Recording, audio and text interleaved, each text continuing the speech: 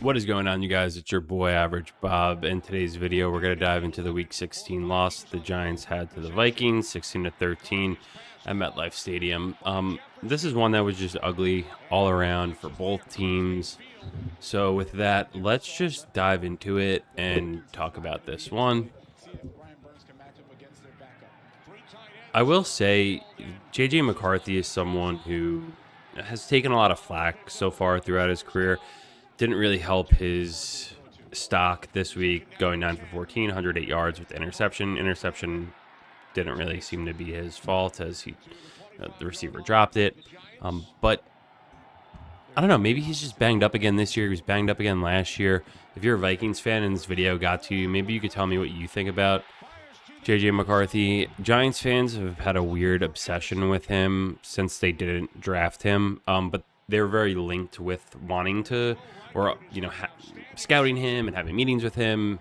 And Giants fans were happy to not draft him, but they still hold him in a weird regard where they kind of want to shit talk him. And nothing for nothing.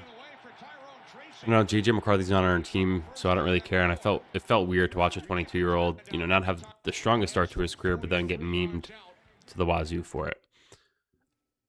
All right, here we go. We have a 2 tight ends set up top, 3 tight ends in the field here, with Bellinger in the backfield as the F-back. This is like a straight up just like a zone, but Theo Johnson's blocking out. Bellinger gets to the second level, hat on a hat, Harrison Smith. And there you go, nice little big play run there. You guys know how much I really love Tyrone Tracy Jr. I did a couple of videos on him last week.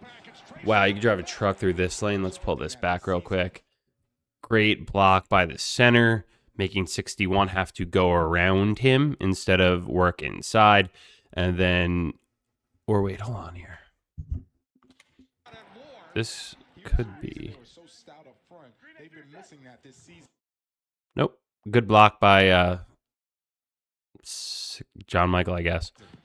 Where's that Stinney? I don't know. Who's playing center? But good block. Hat on a hat. Tyrone Tracy Jr. finished 16 for 71 with a long of 18. Didn't really do too much in the passing game this week, finishing 2 for 7. Comparative to last week where he had the great catch against Bobby Wagner. So Giants get down here, probably like, why don't we kick a field goal?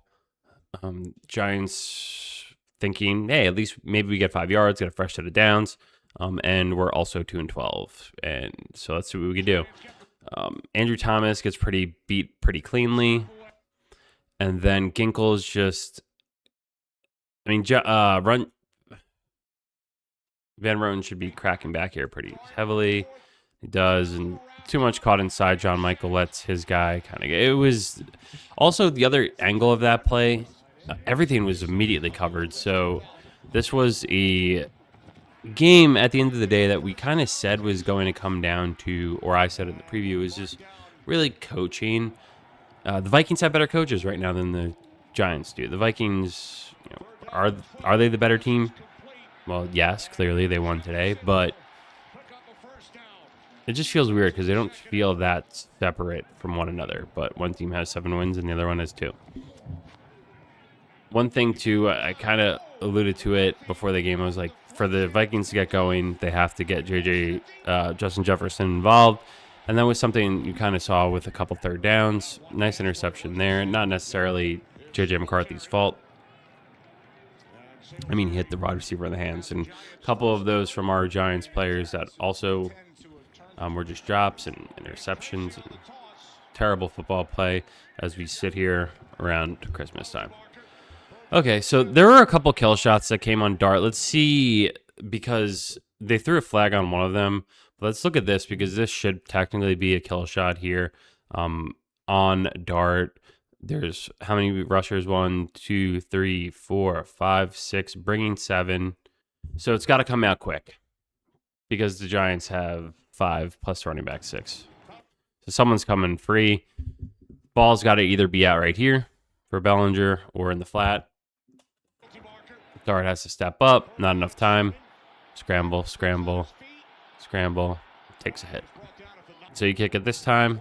Tie it up. Watching that, I was like, oh, man, he almost missed it. I mean, it's a very high-level throw and grab there. Here's another one on 3rd and 15. He's already converted 2 on 3rd and, I think, 11 and 12, so why not a 3rd and 13? Luckily, he gets stopped yard short, but damn, it was pretty close. McCarthy letting it rip to Jordan Addison. Addison, what has he done this year? I feel like he's had a pretty tremendous drop-off this year. Here's 3rd and goal. Let's be pretty helter-skelter quickly here. Eating up some double team on the inside. Carter's able to get around, force McCarthy to run for his life.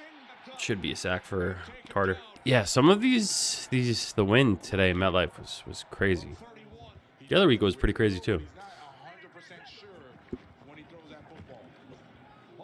Oh man, did they show Hodgins after this on the replay? Theo, come on, man. You know I've been hyping him up. I'm saying I'm a Theo fan. Just a quick slant. Boom, drop, game-changing interception. I don't know. These are balls that are hitting guys in the hands and in the face. This is very reminiscent to the Evan Ingram days, right? It brings you back, and not in a good way. Wow. Good play by J.J. McCarthy. Very determined. I think he hits a little gritty here. There he goes. Pretty, we'll give the kid credit for the gritty. He's taken a lot of flack this entire season. That's a pretty ballsy play. He got hit by a couple guys there, lowers his head, brings the boom into the end zone, and kudos to J.J. McCarthy. If I'm a Vikings fan, I like to see that, and I like to see Justin Jefferson being excited for him too. Okay, a lot going on here. Third and 18.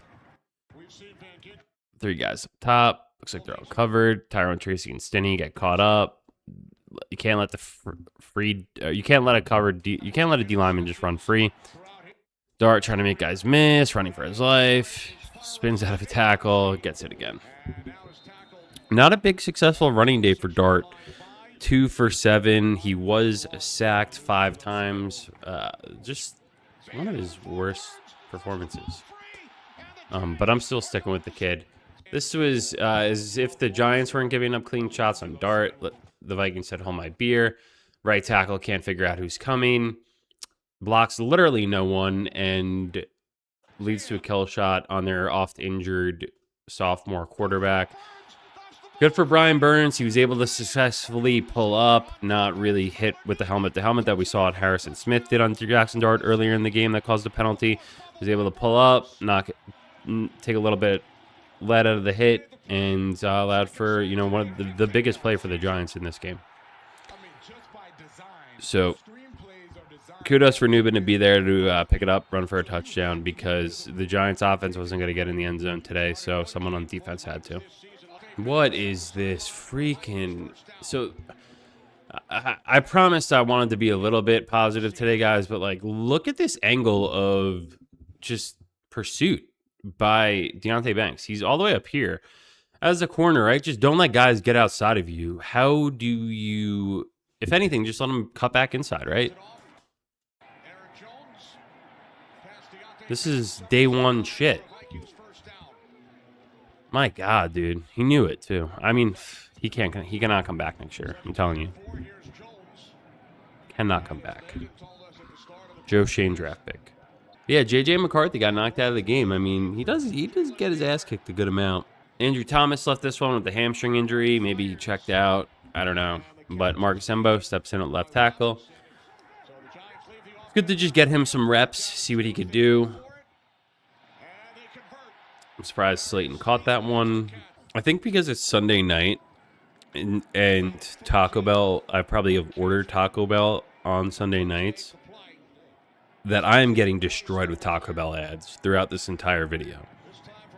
Ooh, almost missed it again, and the hook's back in for the kid, ties it up 13-13. Yeah, I order Taco Bell. I love Taco Bell. Love a nice juicy Baja Blast for the kid, but they are crushing me with these ads, which is shameless because they know that I'm vulnerable going into a Monday, a fresh week, that I might want a little, dopamine hit, a little Baja Blast, maybe fire up something on Netflix.